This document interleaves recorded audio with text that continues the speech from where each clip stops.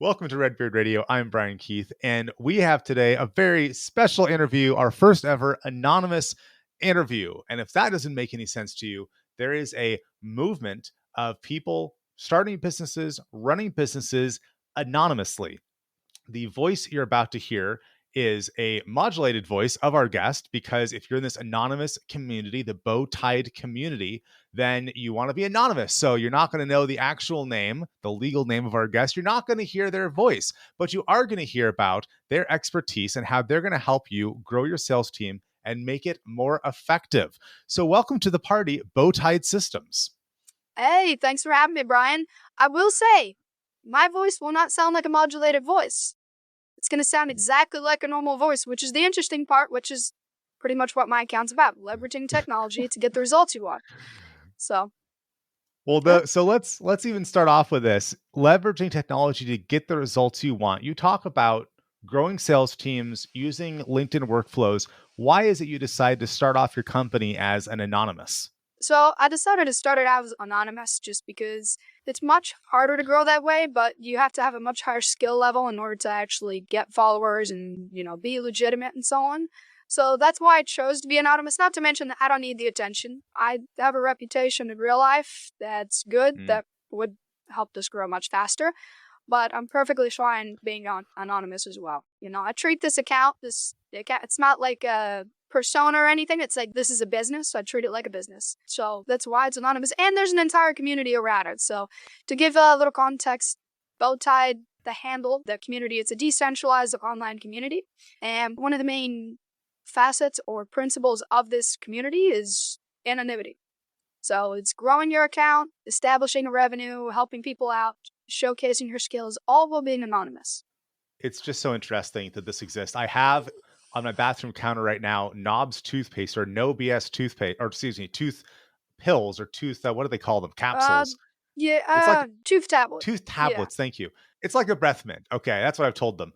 Where this was two people from the Bowtied Gator, who's a dentist in real life, so they say, and Bowtied Fawn, who is some kind of skincare expert, got together, and I don't even know if they know each other, but they've made this company where I now have bought a physical product that is in fact superior than the toothpaste that I was using, and it's on my countertop, and I'm now doing business with it. Now I'm interviewing anonymous people, but who have messages which are going to help all of us grow our businesses. So that's the Bowtied story. Let's dig into one of the tools that we've talked about, and let's look what the basic problem is, which is I don't know who my salespeople should call. That's the basic problem. I have something to sell. I have a sales team that has skills, but I don't know who to call or how often to follow up, that sort of thing. You have some systems, hence BowTiedSystems, around solving this problem. Can you give us a perspective on that? So that is a surface problem, but there's a deeper problem than that.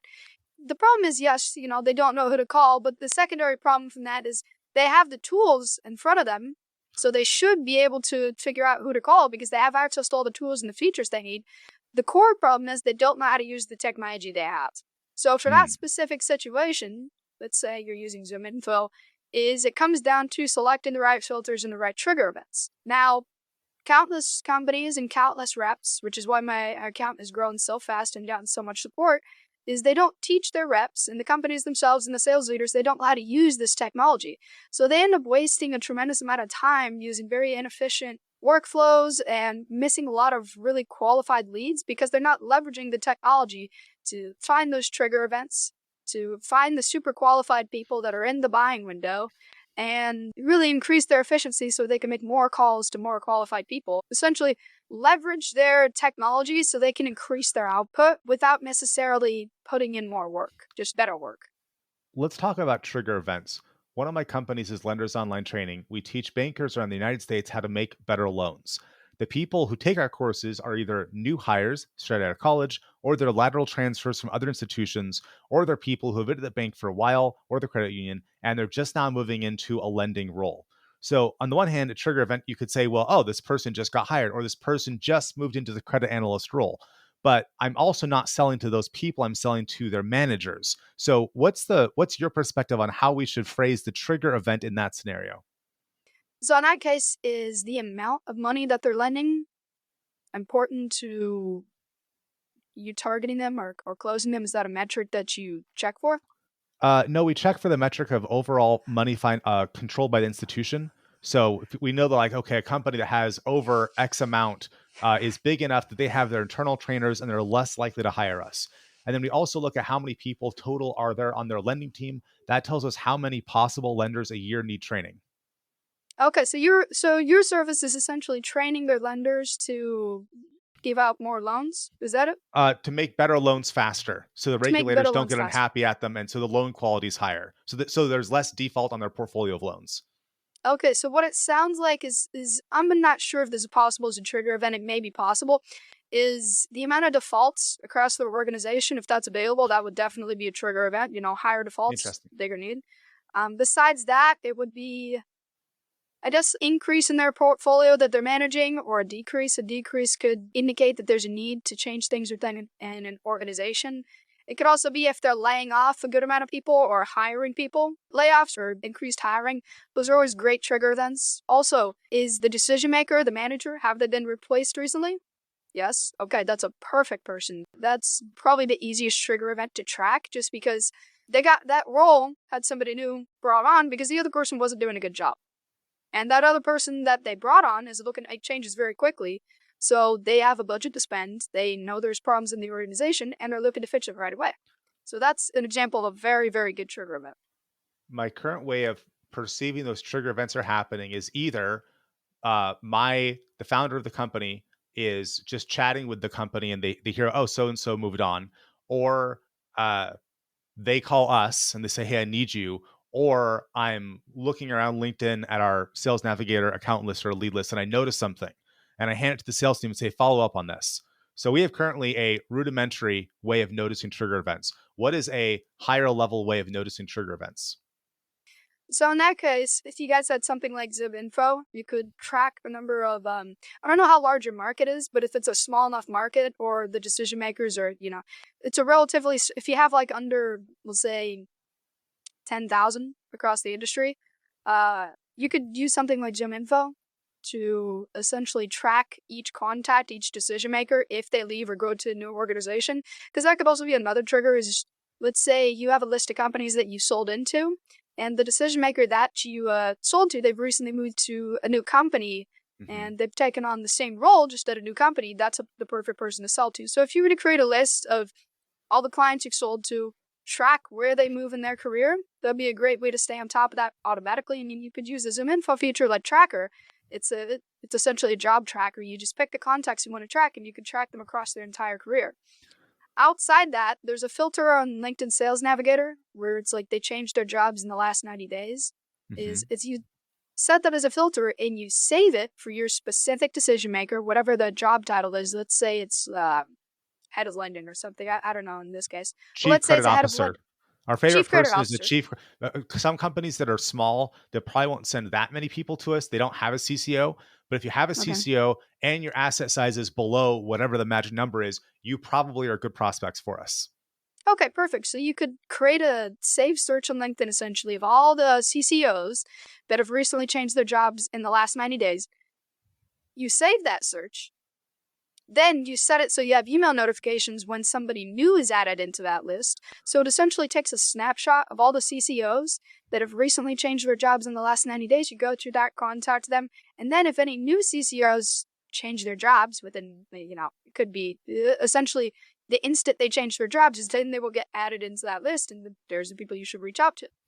So that's an example of how to systematize it more. So that's fascinating. How do you, once you know, here's the list to talk to, you talked about people not knowing how to use technology. What other technology should sales teams be using once they are notified of the trigger event to go follow up? Well, one of the biggest problems in the industry right now that not many large companies, or even smaller startup companies or people in the tech space are really addressing is email deliverability. It's Yeah. a huge problem and it's going to get a lot worse in 2023. So in that case, I'd advise using a technology like SmartLead just to increase your deliverability rates. Have it so each rep has their own inbox/domain. So you don't send more than 60 emails per domain. So if you have one rep, you have 3 domains for them so they can send up to 120. I don't know, that would be 180, 80. I believe. Yeah, 180 emails a day. Now, that sounds excessive, and it really is. Not many reps are going to send 180 targeted emails a day, but you want that buffer, so in case any one email gets marked as spam, it won't put the whole organization in spam jail for a week. So there's not one point of failure, because that's a massive problem in the cold email environment today. Is if you get marked as spam and all your reps are sending from one domain, now your whole domain is going to be ruined and all your reps are going to land in spam. So that's an example of a large problem that's not being addressed. And I could talk about that for hours, because there's a lot on that topic in terms of email deliverability, but that's a large problem that needs to be addressed nowadays. Yeah, I was just taking the email smart training with Adrian Savage and Evan Samarin, where I thought I knew something about email marketing, having sent millions of emails in my career, and then took this training from these guys that have gotten so deep into all the tracking and all the everything. Like, wow, I thought I was, I don't know, 50 or 70% aware, and it turns out I'm 5 or 7% aware. It gets Painful. complicated very quick. It Yeah. gets complicated, and it keeps on changing. Even if I knew what I was talking about, not just 5 years ago, but a year ago, I might be painfully out of date today, Oh yeah, it's which constantly evolving. which is part of the I mean, problem with sales processes, which is which tech should we even know? Like, how much should we be paying attention to Facebook Messenger bots, to automated SMS, to one-on-one SMS, to direct mail techniques, to geofencing, to how do you even tell people with your clients? How do you say, focus on this, that, and the other thing, and ignore those things over there? well, and if you're asking me, what I tell my clients, it's what's the most important metrics that we need to track, because everything else is noise. You don't need all the information in the world. In fact, having too much information backfires a lot. It's what is the most important information you need to be able to identify a prospect that's likely to close. And that typically is, what are the major trigger events? Hiring, firing, new job. In your case, the amount of money they have under management, things along those lines. Those are the most important pieces of information you have. Everything else is not really useful. It can be useful if you have a ton of information and you can figure out different correlations between different data points, but that's more advanced, and that comes much later down the line. This is a fascinating conversation. For people listening to this who are thinking, I got to talk to BowTied Systems, where is the best place to find you? And can you go into a bit more detail than normal for how people can work with you, given that they can't just go Google you or they can't go find you on LinkedIn?